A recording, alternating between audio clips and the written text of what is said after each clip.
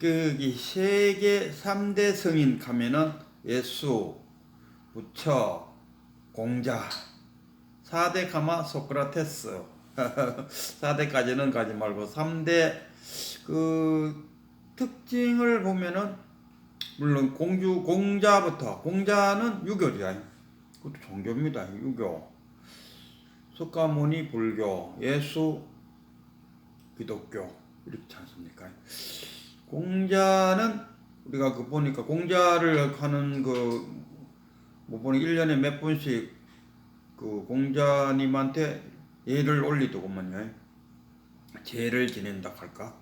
그렇지만 우리가 공자의 학문을 배우는 거지. 뭐 공자님한테 빌어갖고 아이고 공자님 저에게 복을 주십시오 이러지는 않는다 아닙니까? 그래서 이 공자님한테는 빌지 않는다. 그러면은 예수님은 우리가 손이야 발이야 빌지 않습니까? 저는 하나님을 믿습니다. 기독교는 선하다, 선하지 않는다의 기준점이 믿느냐, 안 믿느냐로 나눠버리잖아요. 그래서 믿는 자 천국 가고 안 믿는 자 지옥 간다. 선악이 무엇이냐? 하나님을 믿느냐, 안 믿느냐. 그게 선악으로 기준이고 모든 복은 하나님에 의해서 이루어지는 것이니까 하나님을 믿고 열심히 하나님을 찬송하고 이래야 복을 받는다. 그럼 부처가 만든 불교는 뭐냐? 이 불교도 기독교나 불교는 다를 바가 뭐 있노? 절에 가면은 부처 동상 만들어 놓고 그거 가서 절하고 삭삭 빌고 돈통에 돈 넣고 기독교에서 헌금 주말마다 헌금 하듯이 불통에다 돈 넣고 아이고 우리 사업 잘 되도록 부처님 가피를 내려주십시오.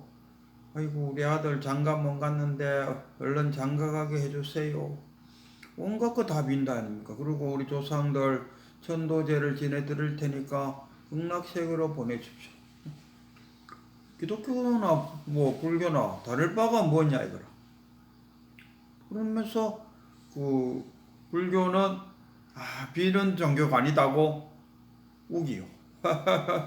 우긴다 하는 말이 맞는가 모르겠는데 하여튼 불교는 기복 종교가 아니다. 스스로 부처가 되는 그런 종교다라고 말하지만 실제로 들다 보면은 예수한테 가서 비는 거나 부처한테 가서 비는 거나 별다름 없고 천당 가게 해주십시오. 극락 가게 해주십시오. 똑같다요. 근데 불교는 절대자를 기복 종교가 아니다. 이래 샀느냐 이런 이야기가 많아요. 똑같이 할매가 산에 절에 가서 비는 거나 우리 어릴 때 보면 엄마가 집안이 잘 안 좋을 때는 집안에 있는 감나무 밑에다가 소반에다가 찬물 한 그릇 넣고 열심히 기도하는 거나 다를 바가 뭐 있노? 그리고 지옥 가 있는 자기 조상을 천도제를 지냄으로써 극락세계로 옮길 수 있다. 이거 참 그럼 내가 걱정할 거 뭐 있노? 험하게 살다가 내가 지옥에 가도 우리 자손놈들이 천도제 잘 지내주면 내가 극락세계로 옮겨가는데 말이 안 되잖아요. 그러면서도 불구하고 불교는 기복 종교가 아니고 신을 배격하고 자기 자신이 부처가 되는 종교다라고 이야기하는 것은 본질 근본에 들어가서는 그렇다 이런 겁니다. 이 인도에서 불교가 발생하고 그것이 중국으로 넘어왔다 아닙니까? 그럼 중국으로 넘어옴으로써 중국이 갖고 있던 토속 신앙하고 이 결합이 되면서 변종이 되었다. 그러잖아요. 우리도 이 절에 가보면은 산신령도 있고 용왕신도 있고 무슨 절에 있는 것들이 다 있노 싶을 정도로 다 있다 아닙니까? 그것은 뭐냐? 토속 민속 신앙을 받아들였다. 이런. 천주교도 그래요. 천주교도 자기들 표기할 때 각 나라에 가서 그 나라가 갖고 있는 토속 그 민속 신앙을 배격하지 말고 그걸랑 잘 받아들여서 천주교를 포기하시오. 이렇게 하지 않습니까? 그와 같이 이 불교의 가르침은 상구보리 하와 중생이잖아요. 상구보리 깨닫는다 아닙니까? 그 부처님이 오비구를 만나갖고 사성제를 설하고 중도를 설하고 연기법을 설했을 때 그 지식을 가르쳐 주려고 사성제는 무엇이고 연기법은 무엇이고 중도는 무엇이다 그 말을 해주려고 그 먼 길을 걸어간 건 아닙니다. 그 이야기를 듣고 깨달으라는 이야기. 깨우침. 부처가 깨쳤던 그 깨달음을 그 사성제나 중도나 연기법을 들으면서 탁 깨치라는 그 깨치라고 그걸 들려줬다 아닙니까? 그래서 불교의 그 핵심은 이 깨닫는 데 있다 아닙니까? 그러면은 깨닫는 자가 몇 명 있느냐 이거라. 그럼 불교가 깨닫도록 하는데 그 중점을 두고 있다 해도 쉽게 말하면 이렇습니다. 제가 우리 식당에 제가 직장 다니다가 한 50이 넘어가니까 이제 직장 생활을 그만두고 평소에 늘 생각했던 자영업을 한번 해봐야겠다 하고 무엇을 할고 이렇게 찾아봤는데 인터넷을 막 뒤지다 보니까 이거 현미국수라는 게 나왔더라고요. 그리고 현미국수 기계가 있어요. 거기다가 현미를 넣으면은 현미국수가 촥 나와요. 이야, 이거 참 밀가루 국수도 아니고 현미국수를 팔면은 돈 좀 되겠네 하는 생각이 탁 들었어요. 그래갖고 직장을 그만두고 현미국수집을 탁 차렸다 아닙니까? 차렸는데 어떤 결과가 나왔냐 하면은 하루에 손님이 몇 명 안 오는 식당이 되어버렸어요. 무슨 이야기냐 하면은 그 현미국수를 좋아하는 사람들은 매니아가 돼갖고 자주 오는데 일반적인 사람들은 그 늘상 먹던 지금까지 쭉 50년 60년 동안 늘상 먹던 그 밀가루 국수하고 현미국수를 비교해 보니까 자기 입맛에 현미국수가 안 맞더라 이런 이야기입니다. 그래서 이 사람들 어쩌다가 한번 먹어보고 싶어서 어쩌다가 오는 정도지 밀가루국수 집 가는 만큼 그렇게 많이 오지 않더라 이런 이야기입니다.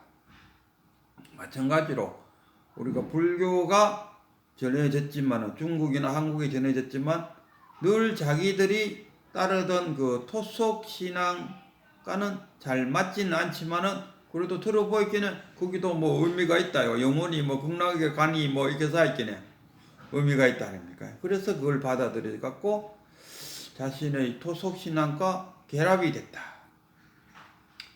그러면은 이 불교가 그 깨닫는 자는 만에 한 명이고 일반 사람은 만 명이 주장하는 것은 뭘 주장한 자기 토속 신앙 지금까지 살아왔는 거 자기 부모님이 극락세계에 가고 또 집안이 잘 되고 그 부처님의 힘을 빌려 갖고 극락세계도 가고 집안이 잘 되도록 하는 어떤 토속 신앙을 갖고 있다.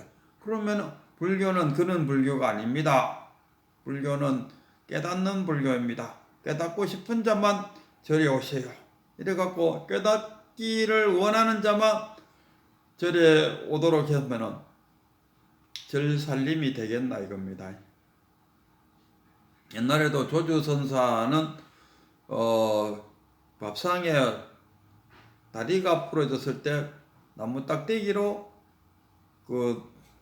대신할 정도로 빈곤했고 저쪽에 남쪽에 설봉이나 이런 데는 대중이 1,500명이나 되는 큰 절을 이루었다 이런 이야기. 그 차이가 어디 있냐 했을 때 그런 거 아니겠습니까? 딱 그 전통만 그러니까 석가모니가 가르쳐준 깨달음이라는 그것만 강조하면은 절에 올 사람이 어디 있겠나 이겁니다. 만약에 절에서 그 부처님한테 암만 빌어도 부처님한테는 그 예수님처럼 그런 거 안 해줘요. 그거 다 헛겁니다. 그 빌라고 하지 말고 스님들한테 법문 듣고 스스로 깨치세요. 만약에 이렇게 이야기한다 하면 절에 올 자가 몇 명 되겠냐 이런 이야기입니다. 그래서 결국 절에서도 그런 기복 종교를 받아들여 갖고 부처님한테 열심히 기도하면은 부처님의 가피를 받을 겁니다. 그러니까 절에 오세요. 절에 오라는 하나의 방편에 불과하다.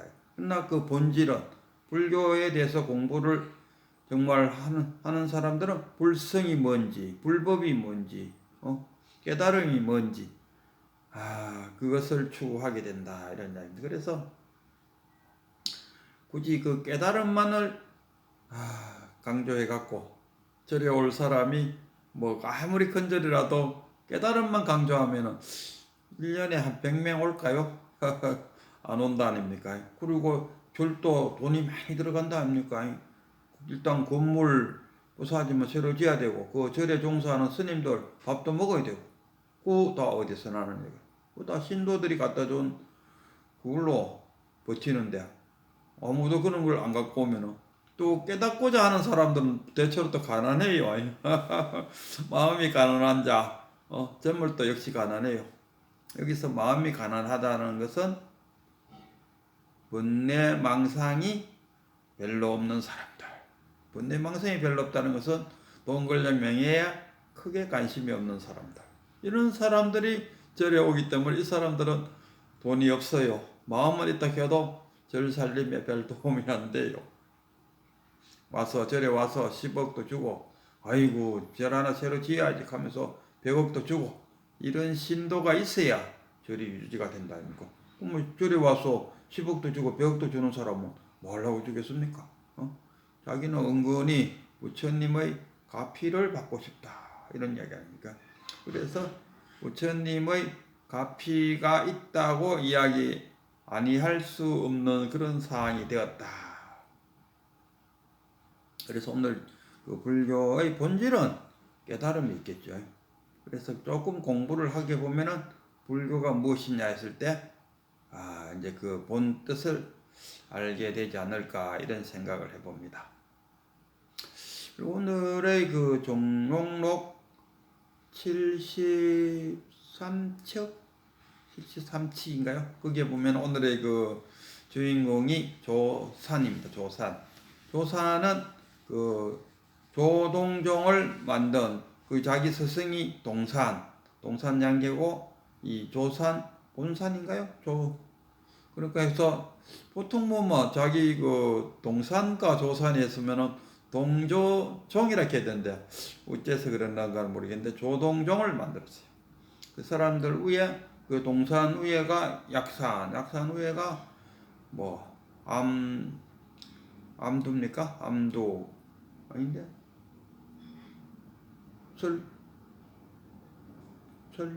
아이고 그 위에가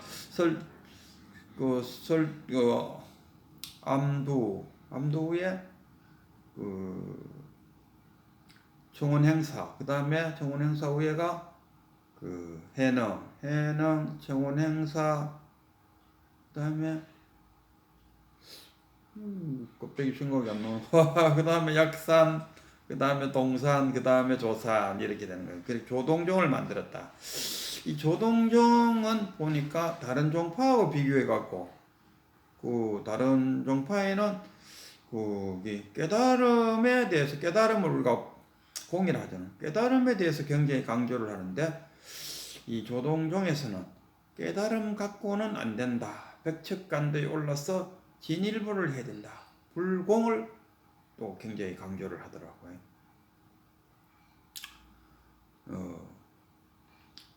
그 무기공 보통 사람들 보면은 이렇게 저리 좀 다니는 사람들하고 이야기를 해보면은 자기가 공에 나는 공을 터득했다 이러는데 내가 볼 때는 물론 공에 터득한 사람도 많지만은 그 무기공에 빠져갖고 있으면서도 불구하고 자기의 그 무기공 속에 있다는 것을 모르고 그걸 자기를 공이라고 생각해. 무기공이라는 건 달리 말하면 아이고 뭐 별거 있나 다 공인데 해봐야 다 부질없는 것이여 뭐 이런 식으로 하는 것은 무기공이다 아닙니까? 공이라는 것은 텅 비어 있다. 텅 비어 있으니까 가득 채울 수가 있다.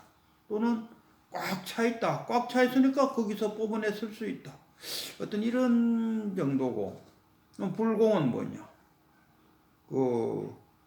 뭡니까? 깨달은 후에 보시하는 거. 그게 불공이다. 덕척간도 진일보 그 자체가.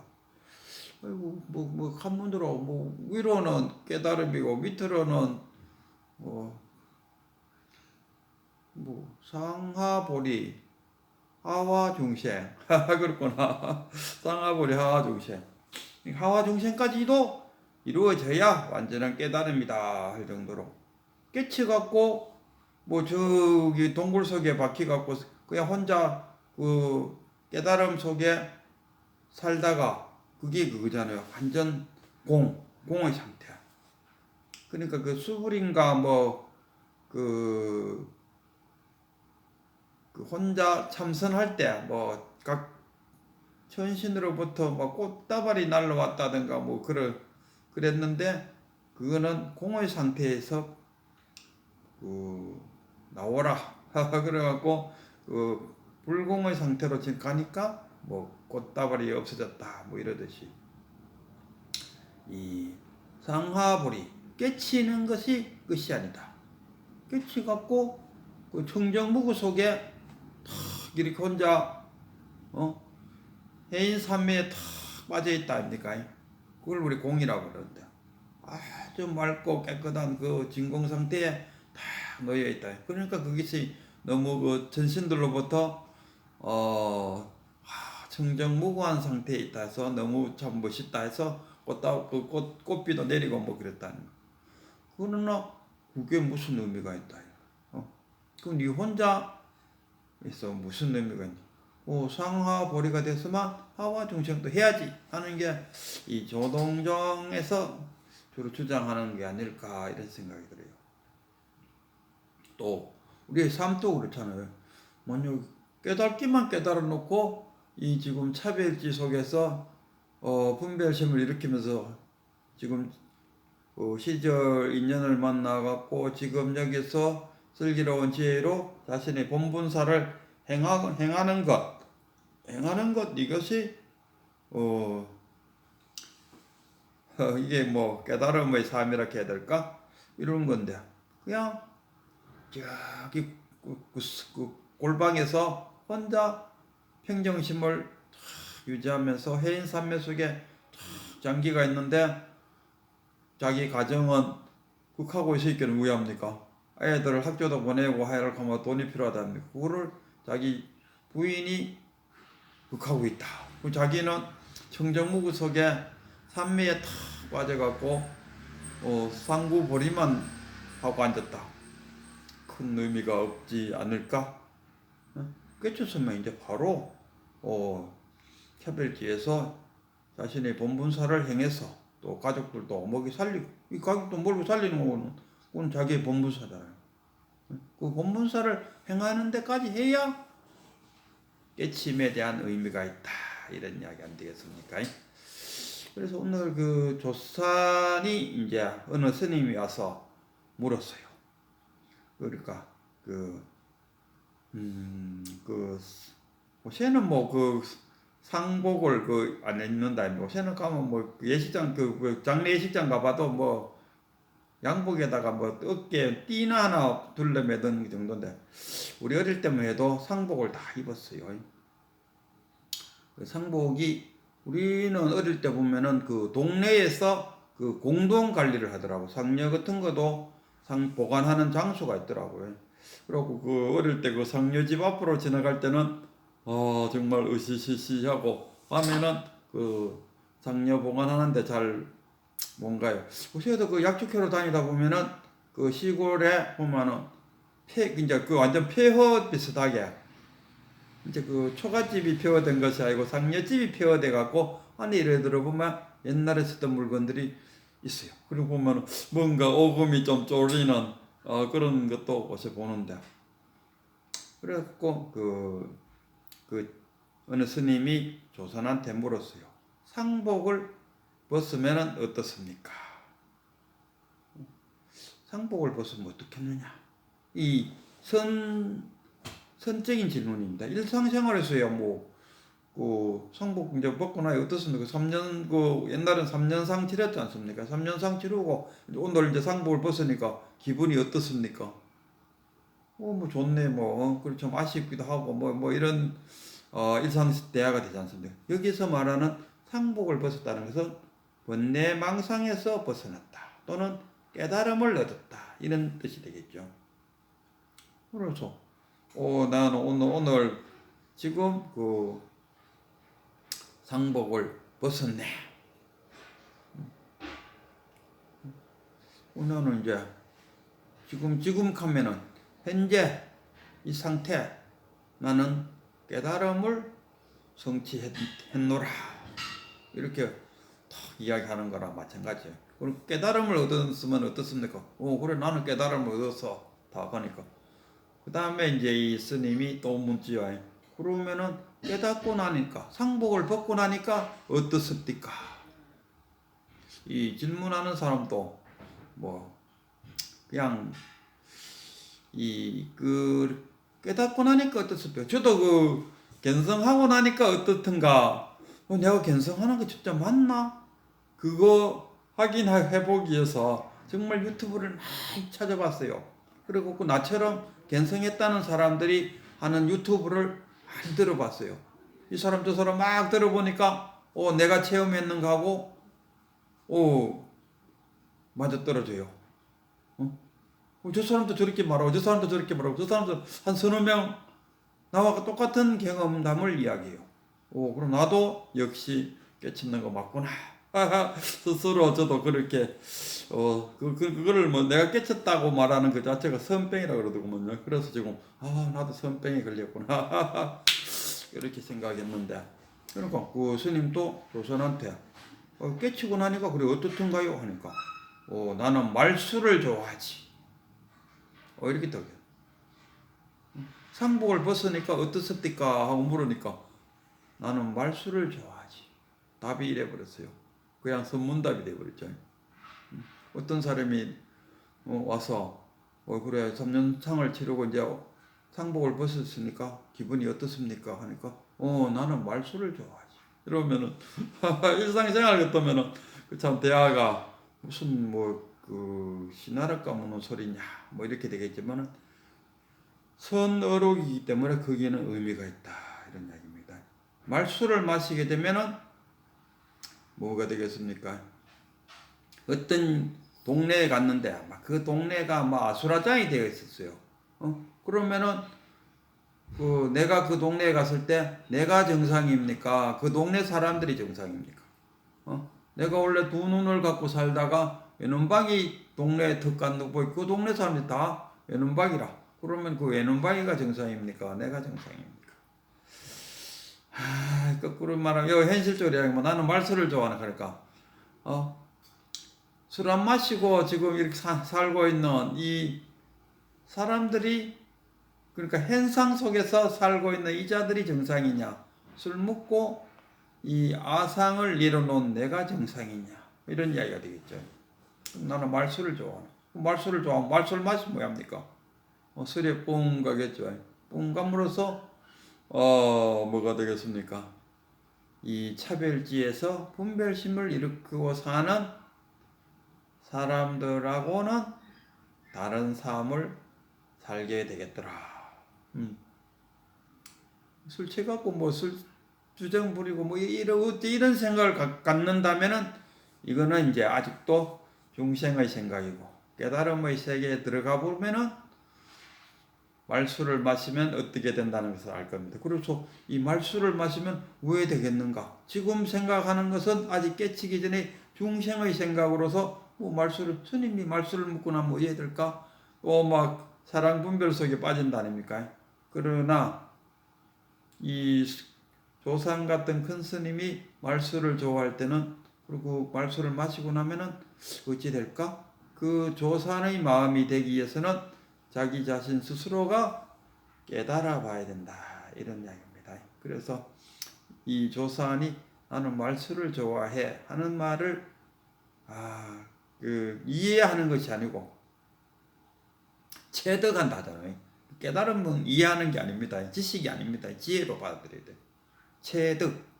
이 자신이 체득이 되었을 때 아마 이 조산이 말한 나는 말수를 좋아해 하는 말을 그게 무슨 뜻인지 아마 알게 될 거라 이렇게 생각합니다.